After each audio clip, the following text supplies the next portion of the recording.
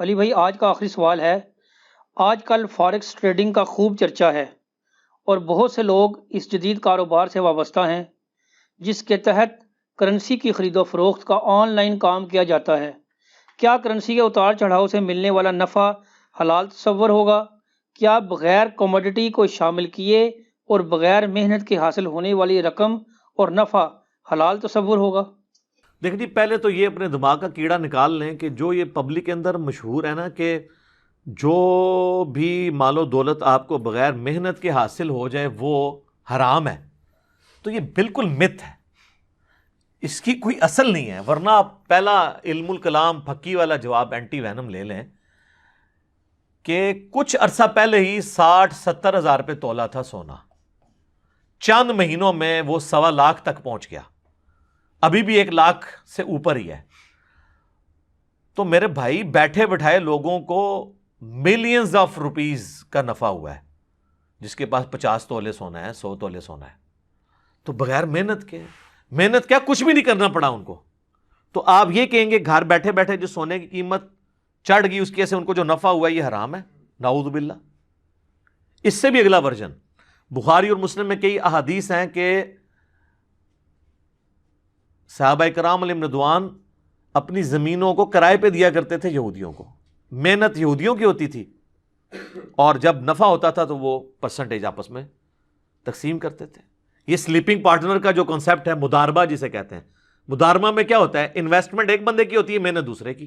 البتہ اس میں یاد رکھیے گا کہ اگر مداربہ والا کیس ہے نا، تو جب نقصان ہوگا نا تو نقصان سارا اس نے برداشت کرنا ہے جس کی انویسٹمنٹ ہے۔ جس نے محنت کی ہے نا اس نے نقصان نہیں پھر برداشت کرنا۔ وہ کہتے ہیں نقصان ہوا تو آدھا آدھا، نہ، نقصان ہوا تو پورا اس کا جس کے پیسے ہیں۔ وجہ یہ ہے کہ بیچارہ جس نے محنت کی اس کے پلے تو پہلے ہی کچھ نہیں ہے، آپ نقصان بھی اس پہ ڈالیں گے۔ دوسرا، اس بیچارے کی محنت ضائع ہوئی ہے، آپ کا مال ضائع ہوا ہے۔ اگر میں نے زمین کسی کو کرائے پہ دی کہ یہاں پہ تم فصل اگاؤ، فصل برباد ہو گئی، تو اب اس کا جو نقصان ہے وہ سارا میں نے برداشت کرنا ہے۔ اگانے والے کی محنت ضائع ہوئی، میرا مال ضائع ہوا۔ اس بیچارے کی محنت بھی گئی، الٹا آپ اس کے اوپر پلنٹی بھی ڈالیں تو یہ تو ظلم کا نظام ہے، اس لیے یہ نہیں چل سکتا۔ اور اس میں ایک اور بات میں عرض کر دوں، یہ منافع کی بھی جو شرح ہے نا جو پبلک میں مشہور ہے کہ جی اتنا منافع آپ لے سکتے ہیں، اتنا نہیں لے سکتے، جتنا مرضی آپ منافع لیں، اس کے اوپر چیک جو ہے نا وہ اوپن مارکیٹ رکھے گی، بلیک مارکیٹنگ نہ ہو۔ تو سر آپ آلو کو 1 لاکھ روپے کلو بیچیں، انشاءاللہ آپ سے لے گئی کوئی نہیں، اللہ یہ کہ آپ پوری مارکیٹ کا آلو اٹھا کے بلیک مارکیٹنگ شروع کر دیں۔ تو بلیک مارکیٹنگ، ذخیرہ اندوزی نہیں ہونی چاہیے، منافع آپ جتنا مرضی، تو وہ خود کنٹرول کرتی ہے مارکیٹ۔ اگر آج کوئی ایک صابن کی ٹکیا جو ہے وہ 100 روپے کی ٹکیا کو 1000 کا بیچے گا تو وہ کتنوں کے آگے بیچ سکتا ہے؟ دوسرے مارکیٹ میں آئیں گے، وہ کہیں گے جی ہم 100 روپے کی بیچیں گے، ان کی بکے گی، اس کی بکے گی نہیں۔ تو یہ خود بخود اللہ نے نیچرل سسٹم ایسا بنایا ہے کہ ذخیرہ اندوزی نہ ہونا، منافع آپ جتنا مرضی لیں۔ یہ تو ظلم ہے کہ اگر کوئی شخص کہے کہ 2 ایک طرح کا منافع لیں گے۔ مثلا اب میرا ایک سٹی جیلم بھی ہے، ایک اسلام آباد، میرے دونوں جگہ گھر ہے۔ اسلام آباد میں I-10 کے پاس جو ہے نا مرکزی منڈی موجود ہے، منڈی سے آپ آلو اٹھاتے ہیں سپوز 20 روپے کلو، اور وہ آلو آپ I-10 مرکز میں پاس جا کے 40 روپے کلو بیچ لیں گے، کیونکہ I-10 مرکز کے اندر دکان کا ایوریج کرایہ 20,000 25,000 روپے ہے۔ لیکن اب آپ یہ ایکسپیکٹ کریں کہ F11 میں جا کے وہی 20 روپے کلو آلو اٹھانے والا وہاں بھی 40 کے بیچے، سر وہاں وہ 70 میں بیچے گا، کیونکہ اس کی دکان کا کرایہ 30-40 ہزار روپیہ، پھر وہ ٹرانسپورٹیشن کاسٹ بھی ہے۔ یہ اسلام آپ پہ کبھی قدغن لگا ہی نہیں سکتا کہ آپ نے اتنے % منافع لینا ہے۔ ہاں، باقی جو ریٹیل کی قیمت ہے اور تھوک والی قیمت کا اور پرچون کی قیمت کا جو پورے ملک میں سپلائی مین کمپنیاں کرتی ہیں وہ تو ٹھیک ہے کہ ایک گھی کے ڈبے کی کراچی میں جو قیمت ہے پشاور میں وہی ہوگی، اس کی وجہ ہے کہ وہ ٹرانسپورٹیشن کاسٹ کمپنی برداشت کر رہی ہوتی ہے، وہ تو آپ ریٹ اوپر نیچے نہیں کر سکتے، یہ ذہن میں رکھیے گا، وہ تو جرم ہے، اس لیے اس کی قیمت اس کے اوپر لکھی ہوئی ہوتی ہے۔ تو وہ گورنمنٹ جو چیزیں کنٹرول کر رہی ہوتی ہے وہ اپنی جگہ۔ اب یہ رہ گیا فاریکس ٹریڈنگ کا، یہ بیسیکلی ورڈ ہے فارن ایکسچینج ٹریڈنگ، یعنی جو دوسرے ملک کی جو کرنسی ہے اس کی ایکسچینج کی تجارت، تو اسے یعنی اکٹھا کر کے فاریکس ٹریڈنگ پڑھ دیا جاتا ہے ایک مختصر طور کے اوپر، جس طرح نیشنل جغرافک کو نیٹ جیو کہا جاتا ہے، حالانکہ وہ نیشنل جغرافک چینل ہے، تو نیشنل میں سے NAT لے لیتے ہیں اور جیوگرافک میں سے GEO تو کہتے ہیں نیٹ جیو چینل، حالانکہ وہ پورا ورڈ یہ ہے۔ تو یہ فارکس ٹریڈنگ کو ڈسکس کرتے ہوئے بنیادی چیز آپ سمجھ لیں کہ جو اسلام میں کسی کاروبار کے حلال اور حرام ہونے کے قوانین ہیں نا بنیادی، جو میں کتاب و سنت کی تعلیمات کی روشنی میں سمجھاؤں، وہ بنیادی 4 قوانین ہیں، 4 رولز کے اوپر آپ نے پیش کرنا ہے۔ میں آپ کو ڈاکٹرن کلیئر کروں گا، باقی ہر بندے نے اپنا کاروبار خود اس میں فٹ کرنا ہے۔ یہ نہیں ہے کہ آپ 1000 کاروباروں کی لسٹ مجھے بھیج دیں، بتائیں کون سا حلال ہے حرام، میں نہیں بتا سکوں گا، مجھ سے بہتر آپ خود بتا لیں گے۔ اگر آپ کو رولز پتہ چل جائیں گے تو آپ یہ فنکشن اپلائی کریں گے، رزلٹ آپ کے سامنے آ جائے گا۔ کیونکہ جو آپ نے مجھے ایکسپلین کرنا ہے اس سے بہتر آپ خود جانتے ہیں کہ اس کاروبار میں کیا کیا 2 نمبری ہے، کیا کیا چیزیں ٹھیک ہیں غلط ہیں۔ میں آپ کو رولز بتا دیتا ہوں، آپ اللہ کو سامنے رکھتے ہوئے خود فیصلے تک پہنچ جائیں گے۔ جو صحیح مسلم میں حدیث ہے، گناہ وہ جو تیرے دل میں کھٹکے اور تو اس بات سے ڈرے کہ لوگ مطلع ہو جائیں اس کے اوپر کہ یہ کر رہا ہے۔ تو گناہ اندر کا مفتی آپ کو بتائے گا یہ گناہ ہے۔ اچھا، اندر کا مفتی اسی کا بتائے گا جسے پتا ہوگا، جس کو پتہ ہی نہیں ہے کہ حلال اور حرام کیا ہے، اس کو مفتی نے کیا بتانا ہے؟ وہ مفتی مرے ہے اور مفت ہی مفتی ہے۔ تو یہ بنیادی اصولی گفتگو میں کروں گا، ڈاکٹرن کیا ہے اسلام میں کاروبار کے حلال اور حرام ہونے کی۔ پہلا رول یہ ہے کہ آپ جو کاروبار کر رہے ہیں وہ حلال پروڈکٹ کا کاروبار ہونا چاہیے، حلال چیز کی خرید و فروخت، سبزی، گوشت، اس کے علاوہ باقی جو پروڈکٹس ہم گھی، چینی، دالیں استعمال کرتے ہیں، پروڈکٹ حلال ہونی چاہیے۔ یا پروڈکٹ تو کھانے میں حرام ہے لیکن اس کی تجارت حلال ہے، جس طرح گدا آپ خرید و فروخت تو کر سکتے ہیں لیکن پکا کے کھا نہیں سکتے۔ ہاں، ہوٹل والے آپ کو زبردستی کھلا دیں اولادہ بات ہے، ان بیچاروں کو تو نہیں پتا جو کھا رہے ہوتے ہیں۔ لیکن گدے کی خرید و فروخت حرام نہیں ہوگی اس وجہ سے کہ اس کا گوشت حرام ہے، اس کی وجہ یہ ہے کہ وہ دوسرے پرپس کے لیے استعمال ہوتا ہے، ٹرانسپورٹیشن کے لیے۔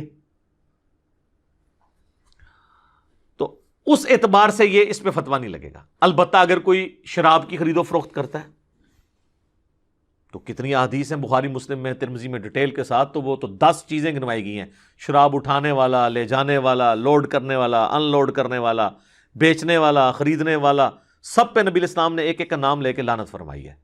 اسی طریقے سے جو نشاور چیزیں ہیں، ہیروئن کو اسمگل کرتا ہے، تو اب یہ نہیں کہہ سکتا جی، وہ جس طرح KP میں ایک مشہور ہم نے ایک لطیفہ سنا ہے، جو اسمگلر ہے وہ کہنے لگا دیکھو جی گدا بھی تو کھانا حرام ہے نا، کاروبار تو حلال ہے، تو ہیروئن کا نشہ حرام ہے، ہیروئن کا کاروبار تو حلال ہے نا؟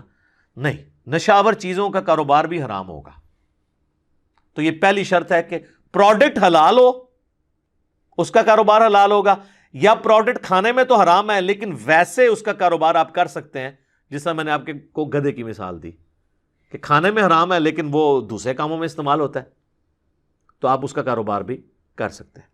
دوسرا رول یہ ہے کہ کاروبار میں غرر، عربی میں کہتے ہیں دھوکے کو، یہ نہیں ہونا چاہیے، ملاوٹ نہیں ہونی چاہیے، بالکل ہر چیز کرسٹل کلیئر ہونی چاہیے۔ غرر آ گیا، سامنے کچھ اور آپ نے رکھا ہے، اندر کھاتے اور کوئی کام ڈال رہے ہیں، غرر اور دھوکہ آ گیا، تو اس کی وجہ سے آپ یہ دیکھ لیں یہ پلاٹوں کا جو کاروبار ہو رہا ہے اور فائل کی قیمت کہاں سے کہاں تک چڑھاتے ہیں، خود مارکیٹ کے اندر پیسہ پھینک کے یہ غرر کر رہے ہوتے ہیں۔ تو یہ تو پھر یہ وہ گناہ ہے جو آپ کے دل میں کھٹکتا ہوگا کہ آپ یہ کیا حرکت کر رہے ہیں۔ غرر اور دھوکہ نہیں ہونا چاہیے۔ اس میں وہ سپورٹیو حدیث ہے صحیح مسلم کی، نبی الاسلام ایک اناج کے ڈھیر کے پاس سے گزرے، آپ نے اپنی مبارک انگلیاں اس میں داخل کی تو وہ گیلی تھی، آپ نے کہا یہ کیا ہے؟ کہ یا رسول اللہ رات کو بارش ہوئی تھی، تو آپ نے فرمایا کہ اگر بارش ہوئی تھی اور یہ پانی نیچے اندر تک پہنچا، اوپر والا تو خشک ہو گیا نا، کیونکہ نیچے بہہ گیا نا، اوپر سے خشک، تو آپ فرمایا تیرا کام تھا کہ یہ جو گیلی والی گندم ہے اس کو اوپر کرتا تاکہ لوگ اس کے عیب کے اوپر مطلع ہوتے۔ اور پھر آپ نے فرمایا من غشا فلیس منی، جس نے ملاوٹ کی اس کا مجھ سے کوئی تعلق نہیں ہے۔ یہ جو آپ نے اکثر 2 نمبر دودھ بیچنے والوں کی دکان کے بارے یہ حدیث لکھی ہوتی ہے نا، من غشا فلیس منی، جس نے ملاوٹ کی وہ ہم میں سے نہیں، یہ پوری حدیث اس طرح ہے کہ ایک پریکٹیکل واقعہ ہوا تھا کہ جس نے ملاوٹ کی وہ ہم میں سے نہیں۔ اچھا، تیسرا رول یہ ہے کہ جو اشیاء خورد و نوش ہیں، جو بیسک نیڈ کی چیزیں ہیں، آلو، ٹماٹر، پیاز، کھانے پینے کی چیزیں، ان میں بلیک مارکیٹنگ الاؤ نہیں ہے، ذخیرہ اندوزی. لیکن یہ بیسک نیڈ کی چیزیں، جو بیسک نیڈ کی چیزیں نہیں ہیں اس میں کوئی شخص کوئی چیز سٹور کر کے رکھتا ہے اور بعد میں جب مہنگی ہوتی ہے بیچ دیتا ہے، اس میں کوئی حرج نہیں ہے. لیکن جو بیسک نیڈ کی چیزیں ہیں، جو لوگوں کی ضرورت ہے، وہ اٹھاتا ہے تو وہ ذخیرہ اندوزی ہے. اس کے بارے میں صحیح مسلم میں حدیث ہے، ذخیرہ اندوزی کرنے والا گناہ گار ہے. اور سنن ابن ماجہ میں حدیث ہے، نبی علیہ السلام نے فرمایا کہ جو شخص غلہ مسلمانوں کا ذخیرہ کر لے گا اور یعنی بلیک مارکیٹنگ کرے گا تو اللہ تبارک و تعالی اس کو جزام یعنی کوڑ کے مرض میں اور افلاس کے مرض میں ڈال دے گا. تو آپ دیکھ لیں کتنے بڑے بڑے ہیں، اتنا کما کے بھی نا افلاس کے مرض میں مبتلا ہے. یا تو یہ ہے کہ اتنا ہی نکل جاتا ہے یا کھانا نصیب نہیں ہوتا، معدے کا السر ہو جاتا ہے، بس اب آپ نوٹ چاٹ لو. اولاد جو ہے وہ ایسی نافرمان نکلتی ہے کہ اسی باپ کو قتل کر کے تو سب کچھ ہتھیا لیتی ہے. تو کئی معاملوں میں مفلسی آ جاتی ہے. افلاس بہت ڈیٹیل معنوں میں ہے، صرف پیسے کا افلاس نہیں ہے، وفادار بیوی نہیں ملے گی یہ افلاس ہو جائے گا، اچھے دوست نہیں ملیں گے یہ افلاس ہو جائے گا. تو ذخیرہ اندوزی نہیں ہونی چاہیے. اور چوتھا رول یہ ہے کہ جوا یا سود، اسپیسیفکلی سودی لین دین اس میں نہیں ہونا چاہیے، کیونکہ سورۃ البقرہ کی آیت نمبر 279 میں اللہ تعالیٰ نے فرمایا کہ جو لوگ سود کھا رہے ہیں اللہ اور اس کے رسول سے اعلان جنگ ہے ان کا. یہ واحد گناہ ہے جس پہ یہ وعید ہے. اتنی بڑی وعید کسی اور گناہ کے لیے نہیں. اور ڈاکٹر سرار صاحب کی بات میں انڈورس کروں گا، انہوں نے بہت پیاری بات کی تھی کہ جس طرح عقیدے میں سب سے بڑا گناہ شرک ہے نا، اعمال میں سب سے بڑا گناہ سود ہے. آج پوری دنیا میں جو یہ کیپٹلزم کا جو فتنہ ہے، یہ سودی نظام کے ذریعے تو استحصال ہو رہا ہے غریب لوگوں کا. امیر امیر تر ہو رہے ہیں، غریب غریب سے غریب تر ہو رہے ہیں. تو سودی کاروبار نہیں ہونا چاہیے. اور صحیح مسلم میں حدیث ہے، وہ تو بڑی ڈیٹیل ہے، سود لکھنے والا، لکھوانے والا، اس کی گواہی دینے والا، کھانے والا، کھلانے والا، سب پہ نبی علیہ السلام فرمایا اللہ کی لعنت ہے. بولے اعوذ باللہ تعالی. تو یہ 4 میں نے آپ کو رولز بتا دیے. نمبر 1، پروڈکٹ حلال ہو، یا پروڈکٹ کھانے میں تو حرام ہے لیکن اس کی تجارت حلال ہو تو درست ہے. نمبر 2،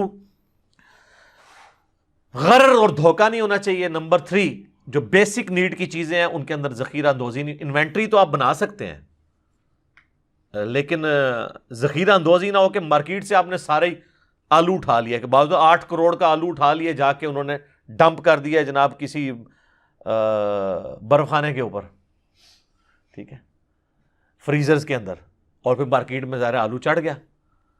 یہ چیز نہیں ہونی چاہیے. تو ویسے تو اب بیسک نیڈ میں تو آلموسٹ ساری چیزیں، اب آج کے دور میں تو ویسے اگر آپ دیکھیں تو موٹر سائیکل بھی بیسک نیڈ ہے، فریج بھی بیسک نیڈ ہے. یعنی جو بھی استعمال کی چیزیں ان کی آپ نے ذخیرہ اندوزی نہیں کرنی. اور چوتھا رول ہے کہ سودی انوالومنٹ اس کے اندر نہیں ہونی چاہیے. تو یہ 4 رولز ہیں. اس کے اندر اب جو کاروبار فال کرے گا ان 4 رولز میں جو ممانعت ہے اس سے بچ جائے گا وہ حلال ہوگا، ادروائز وہ پھر حرام تصور کیا جائے گا.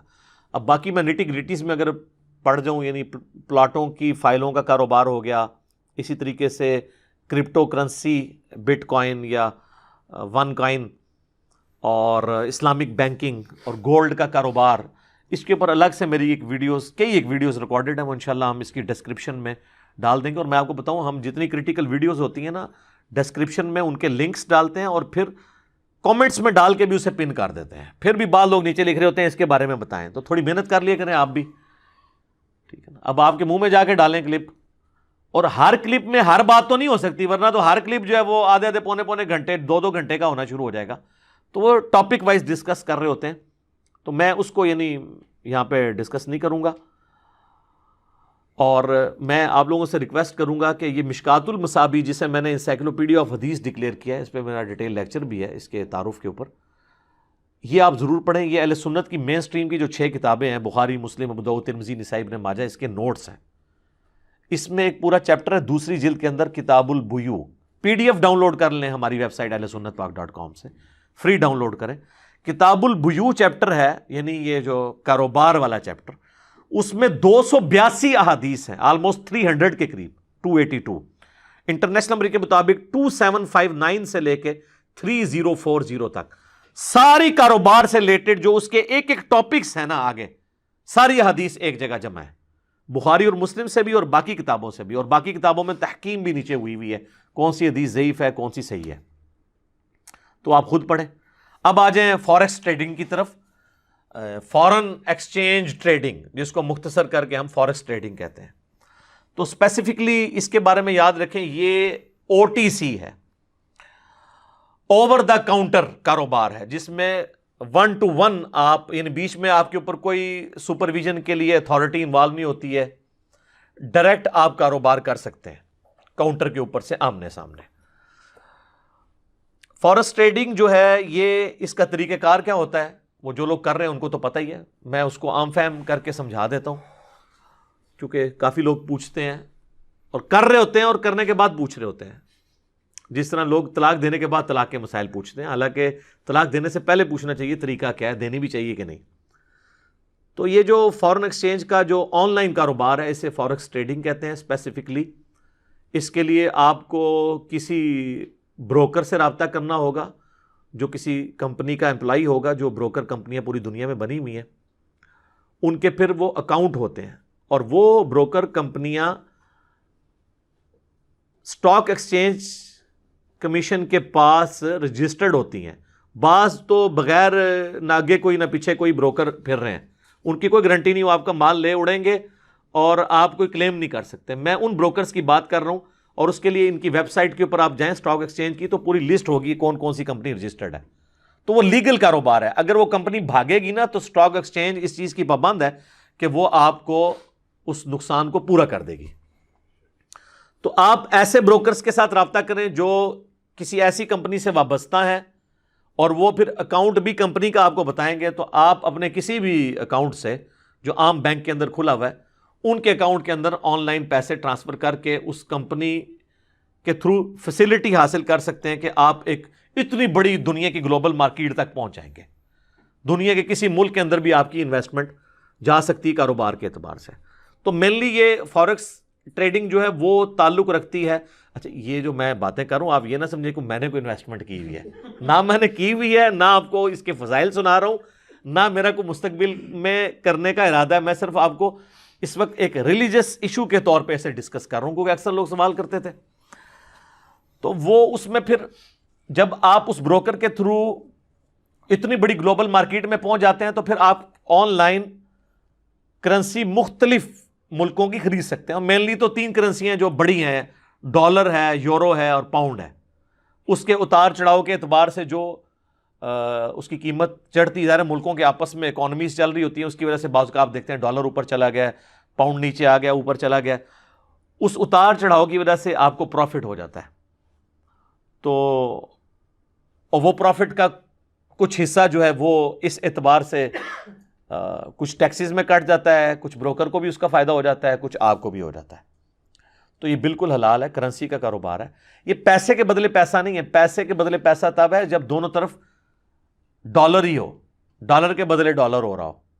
تو ایسا نہیں ہوتا آپ ڈالر خریدتے ہیں، اس کی جو ڈالر کی قیمت چڑھتی ہے، اسی طریقے جو میں نے بتایا آپ نے سونا خریدا اور بیٹھے بیٹھائے سونے کی قیمت چڑھ گئی تو اس کاروبار کو کون حرام کہے گا؟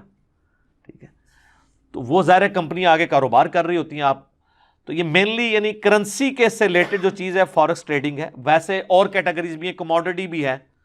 آپ گولڈ آن لائن پرچیز کر سکتے ہیں، سلور پرچیز کر سکتے ہیں، آئل پرچیز کر سکتے ہیں، گندم پرچیز کر سکتے ہیں. تو یعنی وہ آپ اس کمپنی کے تھرو، اور ظاہر ہے وہ آگے تو پھر اس ڈیٹیل تک تو ہم نہیں جاتے کہ وہ آگے کس طریقے سے اسٹاک ایکسچینج کے اوپر ہی اعتبار ہے کہ وہ اس اعتبار سے چل رہے ہیں. باقی اس میں پھر وہی رول ہوگا کہ کوئی حرام چیز نہیں ہونی چاہیے. یہ نہ ہو کہ آپ شراب کے اندر انویسٹمنٹ کر لیں ایز اے پروڈکٹ، تو چاہے سارا طریقہ حلال ہو لیکن چونکہ پروڈکٹ حرام ہے سب کچھ حرام ہو جائے گا. تو پروڈکٹ حلال ہی ہونی چاہیے، کموڈٹی حلال ہی ہونی چاہیے.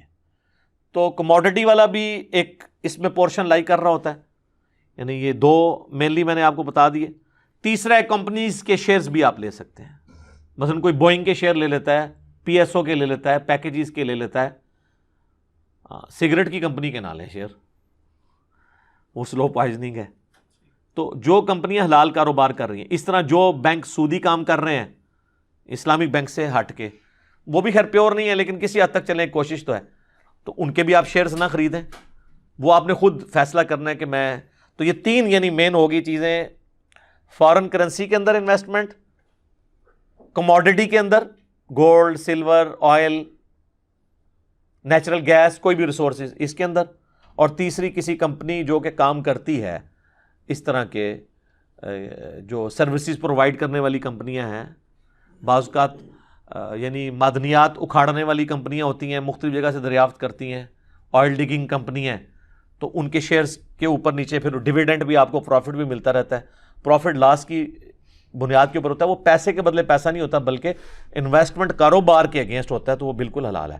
باقی یہ کہنا کہ جی وہ بالکل ہمارے سامنے کریں، تو یہ اب ظاہر پوری دنیا کا موڈ شفٹ ہو چکا ہے آن لائن کے اوپر، وہ تو میں تو 2005 اور اب 2020 ہے، اکتوبر کا مہینہ شروع ہو چکا ہے، 15 سالوں میں نے تو اپنے دونوں گھروں کے بل، اسلام آباد والے کے ادھر کے، آج تک مجھے نہیں یاد میں کبھی بینک میں جمع کروانے گیا ہوں، سارے بل چاہے وہ گیس کا ہو، بجلی کا ہو، نیٹ کا ہو، تو آن لائن ٹرانسفر کرتے ہیں، تو وہ سارا پوری دنیا کا نظام آن لائن شفٹ ہو چکا ہے، تو اس کے پیچھے ملکوں کی اسٹاک ایکسچینج کی گارنٹیاں موجود ہیں، اور اس طرح نہیں ہے کہ اس طریقے سے کام چل رہا ہے، تو جہاں پہ یہ ساری چیزیں موجود ہیں وہ آپ کریں۔ باقی اب اس میں بعض اوقات یہ ہوتا ہے کہ ہم کسی ایسی کمپنی میں انویسٹ کریں گے جو خود سودی کام کرتی ہے، پروڈکٹ تو حلال بنا رہی ہے لیکن سودی کام اس طرح کر رہی ہے کہ وہ مارکیٹ سے، بینکوں سے وہ ڈیٹ لیتی ہے، اپنی ایکویٹی اس کی 40% ہے راس المال، 60% وہ قرضہ اٹھاتی ہے، تو ظاہر اس کا تو سود دے گی۔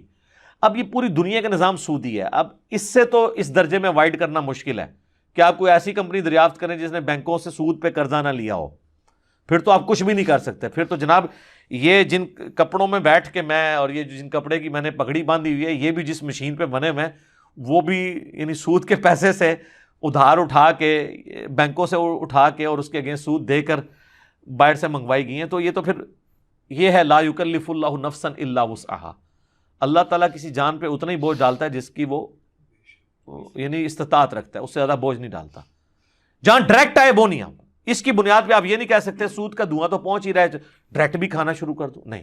اس کے لیے میں ایک مثال دیتا ہوں کہ آپ نے امرود توڑے، اس میں سے کیڑا نکلا، تو آپ بیوقوف ہوں گے اگر آپ امرود کھائیں گے اس بنیاد پہ کہ یار میں تو اتنا کچھ انہیل کر رہا ہوں، جیسے کہتے ہیں نا کہ جی وہ بمبئی کے اندر جو ہے وہ 40 سگریٹ کے برابر لوگ روزانہ دھواں انہیل کر لیتے ہیں، تو اب اس کا مطلب میں سگریٹ پینا شروع کر دوں، نہیں، وہ آپ کے اختیار میں نہیں، جو آپ کے اختیار میں آپ اس کی تو پکڑ ہوگی، تو یہ آپ نے خود دیکھنا ہے اس طرح کے معاملات میں کہ جو چیزیں آپ کنٹرول کر سکتے ہیں وہ کریں، تو مکمل طور پہ تو آپ ظاہر نہیں کر پائیں گے، اس میں پھر آپ کے اوپر اس طرح قدغن نہیں لگا سکتے۔ اسلامک بینکنگ کے حوالے سے بھی اگرچہ اس میں کی ایک خرابیاں ہیں، پھر بھی میں کہتا ہوں چلیں ایک کوشش تو ہے نا کہ منی اگینسٹ گڈز ہے، وہ نان اسلامک بینکنگ یا سودی بینکاری ہوتی ہے پیسے کے بدلے پیسہ، اسلامک بینکنگ ہوتی ہے کموڈٹی، کسی چیز کے پیچھے پیسہ، اسی لیے آپ دیکھیں اسلامک بینک والے آپ کو پرسنل لون نہیں دیتے ہیں، وہ مداربہ کرتے ہیں یا مشارکہ کرتے ہیں۔ آپ نے مکان بنانا ہے، وہ کہیں گے لائیں جی پلاٹ ہے، جی ہے، پلاٹ نہیں ہے تو آپ کہیں گے جی میرے پاس 20 لاکھ ہے اور پلاٹ تو آئے گا 30 کا، اوپر سے یہ بناؤں گا، وہ کہیں گے ٹھیک ہے 20 لاکھ آپ کے پاس ہے، 40 ہم لگاتے ہیں، تو جو مکان بنے گا اس کی بھی اسی ریشو پروپورشن سے ہم مالک ہوں گے، اور پھر آپ نے قسطوں میں ہمیں قرض واپس کرنا ہے اور اس کے اوپر پیسے واپس کرنے ہیں۔ وہ جو اوپر پیسے واپس کر رہے ہیں وہ سود نہیں ہے بلکہ وہ اس مکان کا کرایہ ہے، کیونکہ آپ اس مکان کے مکمل مالک تو نہیں ہیں۔ میں ایک موٹر بائک جو ہے وہ اسی کے تحت قسطوں کا کاروبار بھی حلال ہے، بشرطے کہ لیٹ ہونے کے اوپر پلنٹی نہ ڈالی جائے۔ ایک موٹر بائک کی قیمت مارکیٹ میں 70,000 ہے اور قسطوں میں وہ مل رہا ہے 90 کا، اور میں 10,000 کی ڈاؤن پیمنٹ کر کے 70,000 کا موٹر بائک نکلوا کے لے آتا ہوں، تو میری تو انویسٹمنٹ صرف 10,000 ہے، 60,000 کا مالک تو وہ کمپنی ہے، تو اس موٹر بائک کو جو میں استعمال کروں گا وہ تو میں صرف 10,000 کا مالک ہوں، 60,000 کی کمپنی ہے، تو اس موٹر بائک کا کرایہ نہیں میں دوں گا، وہ کموڈٹی انوالو ہوگی نا، تو سود ختم ہو گیا۔ پیسے کے بدلے پیسہ آئے گا تو سود۔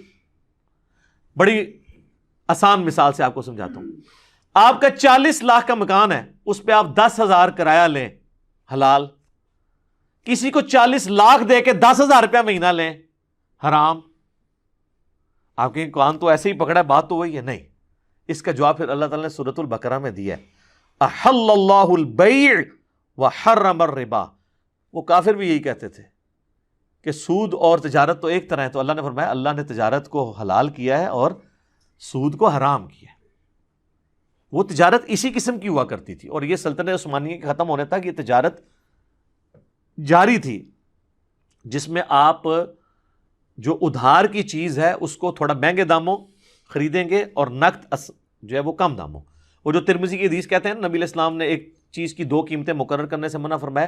آگے امام ترمذی نے کامنٹس لکھے ہیں, اس حدیث کا فارم لکھا ہے. اس سے مراد یہ ہے جب بیچنے والا اور خریدنے والا کسی ایک قیمت پہ متفق ہوئے بغیر الگ ہو جائیں تو اس چیز کو حرام ہے. البتہ اگر وہ متفق ہو جائیں کسی ایک قیمت پہ کہ ادھار پہ میں اتنی اٹھاؤں گا, نقد پہ اتنی, تو پھر اس کے اوپر یہ فتویٰ نہیں لگے گا, اور یہ کاروبار رائج تھا. اسی لیے تو کافر کہتے تھے کہ کاروبار اور سود ایک طرح ہی ہے. ان کو کیا دھوکہ لگا تھا, وہ کاروبار یہی ہوتا تھا نا. تو اللہ نے فرمایا کاروبار حلال ہے, سود حرام ہے. اور لاجک اس کے پیچھے یہ ہے کہ کاروبار سے لوگوں کو فائدہ ہوتا ہے, سود سے صرف امیر کو فائدہ ہوتا ہے. آپ کی 40 لاکھ کی گاڑی ہے, آپ اس کو رینٹ کار پہ چڑھاتے ہیں, ڈرائیور کی نوکری کھلے گی. گاڑی پنکچر ہوگی تو پنکچر والے کی نوکری کھلے گی. پیٹرول پمپ اس کے ساتھ وابستہ ہوں گے. جو لوگ ٹریول کریں, کتنے لوگوں کو فائدہ ہو رہا ہے, کتنے لوگوں کا روزگار اس سے جڑا ہوا ہے. اور اللہ آپ کو یہ بھی ثانی دے رہا ہے کہ آپ نے اس 40 لاکھ کی گاڑی پہ زکوٰۃ بھی کو نہیں دینی. اس سے جو آمدن ہو رہی ہے نا اس پہ زکوٰۃ ہوگی, اگر وہ بھی جڑ کے 7.5 تولے سونا ہو جائے. اگر وہ آپ ساتھ ساتھ کھا رہے ہیں تو 0 زکوٰۃ. جس طرح اسلام آباد میں کہتے ہیں کروڑ پتی غریب ہیں, F7 میں 10 15 کروڑ کی کوٹھیاں ہیں, 2 کوٹھیاں ہیں, ایک کوٹھی کے 2 پورشن ہیں, نیچے میں مالک رہتا ہے, اوپر والی کوٹھی 1.5 لاکھ روپے 2 لاکھ روپے کرائے پہ دی ہوئی ہے.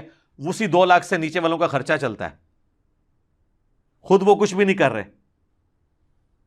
اب مالک کروڑوں کے ہیں, زکوٰۃ بھی ان پہ کوئی نہیں, اگرچہ ان کی مہینے کی کمائی 2 لاکھ ہے, لیکن وہ جڑ تو نہیں, ساتھ ساتھ خرچ ہو رہی ہے.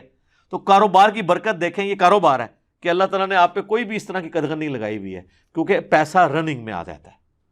تو اسلام کی یہ خواہش ہے, جو پارہ نمبر 28 میں بھی اللہ تعالیٰ نے مال فے کے بارے میں ڈسکس کیا, یہ نہ ہو کہ صرف امیروں میں ہی مال گھومتا رہے, غریبوں میں بھی آنا چاہیے. تو کاروبار زندگی کے ساتھ چونکہ چیزیں جڑی ہوئی ہیں, لوگوں کے فائدے, اس لیے اللہ تعالیٰ نے کاروبار کو حلال کیا ہے اور سود کو حرام.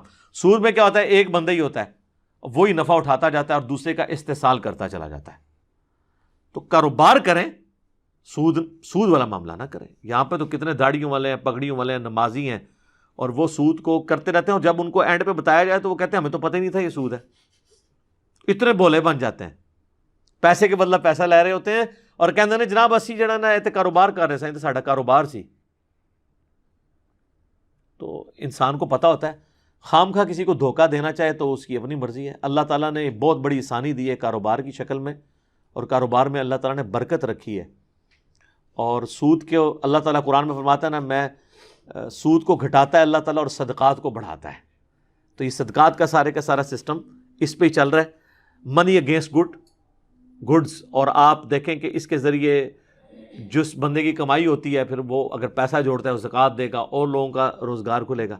اچھا, کئی لوگ ہیں وہ سود بھی دبا کے کھا رہے ہیں, زکوٰۃ بھی پوری دیتے ہیں, یعنی گٹر کے پانی سے وضو کر رہے ہوتے ہیں. تو گٹر کے پانی سے تو وضو نہیں ہوگا.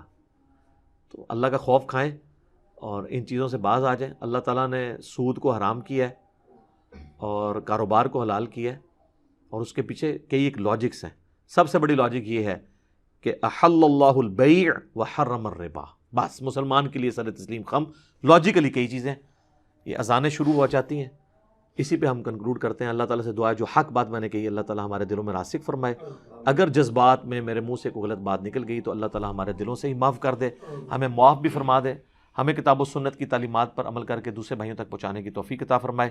سبحانک اللہم و بحمدک اشہد ان لا الہ الا انت استغفرک و اتوب الیک وما علینا الا البلاغ المبین.